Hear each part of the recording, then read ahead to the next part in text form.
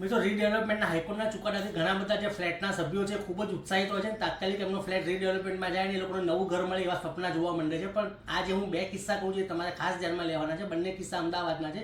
આંબાવાડીમાં Sanjay apartment છે, એનું ઘણા વર્ષોથી રીડેવલપમેન્ટ અટકી ગયું છે. અત્યારે ફ્લેટ જે ફ્લેટમાં રહેતા હતા એ લોકોનું કોઈ નવો ફ્લેટ મળ્યો નથી, જમીન એક માળ પણ બંધાવ્યો નથી. એટલે અત્યારે એ લોકોને ક્યાં જવું ને એ મોટો પ્રશ્ન છે, ભાડા ભરવા પડે છે.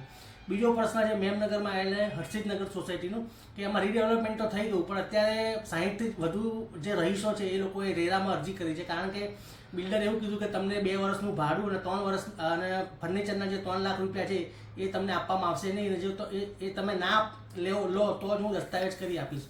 અને બીજું કે એ જે ક્વોલિટી છે એની ઉપર પણ રહીશોએ પ્રશ્ન ઉઠાવ્યા છે.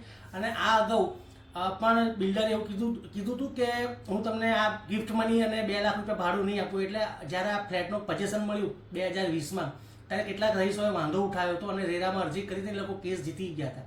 તો પછી મિત્રો રીડેવલપમેન્ટ બાદ આવા બધા વિવાદો થતા હોય છે. એટલે જે પણ આવા વિવાદો થાય એ અટકાવવા માટે તમારે જે બિલ્ડર હોય એ લોકોનું ક્રેડેન્શિયલ્સ જોવા જોઈએ અને પછી જ આગળ વધવું જોઈએ.